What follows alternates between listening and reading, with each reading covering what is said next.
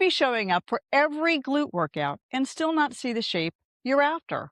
And it's not because you're not working hard enough, it's because one muscle is basically getting skipped. Squats, hip thrusts, RDLs are great exercises, and I'm not telling you to stop doing them, but they're built to grow one specific glute muscle, not all three. Today, I'm going to walk you through the muscle that actually creates that upper curve, the fuller look from the side, plus 3 moves that train it the right way, including the ones almost too simple until you realize most women are quietly doing it wrong. Here's something that surprises a lot of women. You can be consistent with your glute training and still be leaving a whole muscle out of the equation. That muscle is your glute medius. It sits above and to the outside of your glute max, the bigger muscle that squats and hip thrusts already build up nicely for you. But size isn't the same as shape. The glute medius is what gives you that lifted, rounded look when you turn sideways. It's the difference between glutes that are simply bigger and glutes that actually look sculpted.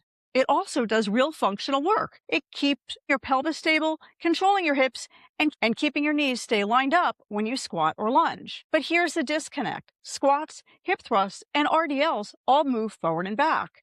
Your glute medius is along for the ride in those, not driving the movement. It only gets built when you train it side to side. Anything that makes your hips work to resist caving in. Get this muscle working and you'll notice more fullness up top, a rounder profile from the side, steadier hips, better balance, and knees that track better under load. But picking the right move is only half of it. A lot of women are already doing hip abduction exercises and still not seeing changes. And it usually comes down to 2 things. They're skipping enough resistance and enough efforts. If you're sailing past 30 reps without feeling much by the end, that's your sign the weight isn't doing the job. Later in this video, I'll show you exactly how to stack these 3 moves so they're actually forcing the muscle to adapt, not just adding more movement to your day. You weren't doing anything wrong before, you were just working with one particular picture. Once you understand that this muscle actually needs the right exercises, that makes a lot more sense. And if you want your nutrition working with you instead of against you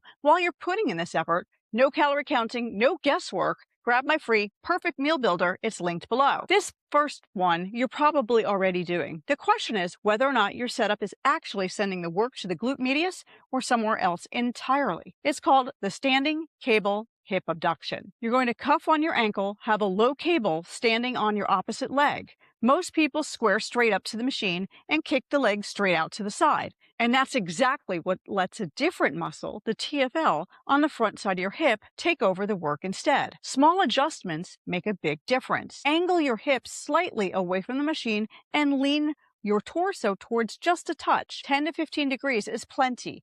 And send the leg back out on a diagonal instead of straight to the side. Your hips stay level the whole time. The second you feel yourself twisting or hiking a hip to gain height, that's your cue to pull the range back in. You're going to perform 3 sets of 10 to 20 controlled reps per side with enough weight that the last couple of reps actually challenge you without your form falling apart. Pause at the top, then lower slowly instead of letting the cable yank your leg back. If you're feeling this more in the front of your hip than the top, drop the weight and reset your position first. So, the quick checklist here is your hips are angled away from the machine. You have a slight forward lean, the leg is driving back and out on a diagonal. Your pelvis is level, control on both the lift and the lower. This move isolates the muscle, but the next one asks it to do that same job while your whole body weight is trying to pull you off balance, and that's where things get harder. But for this one, you want to start light enough to actually feel the right muscle firing.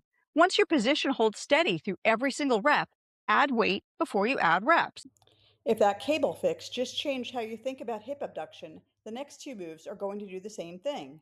Hit subscribe so you don't miss them. This next muscle trains the glute medius in a completely different way. It's not just moving your leg, it's holding your whole body steady. It's called the curtsy lunge. You're going to step one leg back and across your body as you lower. Your right leg glute medius has to fight to keep your hip level the entire time. And that's a very different demand than how an isolated leg lift works, because now it's resisting your full body weight instead of just moving a single limb. Most people do this standing straight up and down, which just hands the work to your quads. The fix here is to let your chest tip forward as you lower, somewhere between 30 to 45 degrees.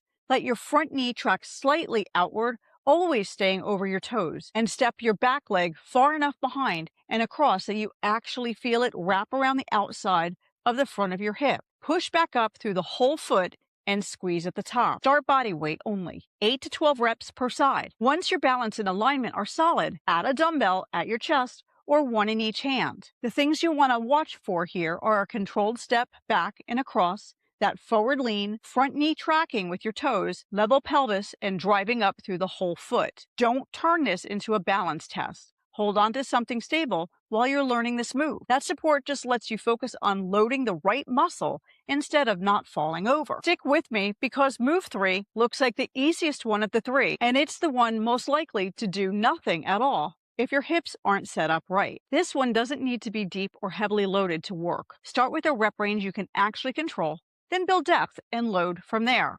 This looks like a basic floor move, but a little weight and a right hip position turn it into a real muscle builder instead of a warm-up. It's called the weighted side lying hip abduction. To perform this, you're going to lie on your side, body in one straight line. Your hips are stacked directly on top of each other.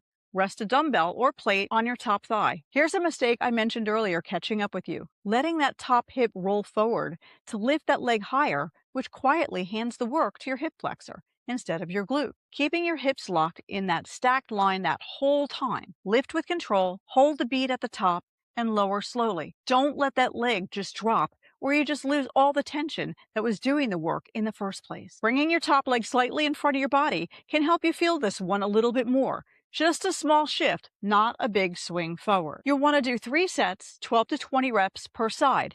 Start lighter until you can keep your hips stacked with confidence. Keep this simple. Straightforward line, no rolling forward, controlled lift, brief squeeze, and a slow lower. That lowering phase matters more than people think. Let that leg drop and you're giving away the tension that's actually building the muscle. This works best as your last move, since the glute medius is already fatigued from the cable work and the curtsy lunge by the time you get here. But how you actually put these 3 together matters just as much as the moves themselves.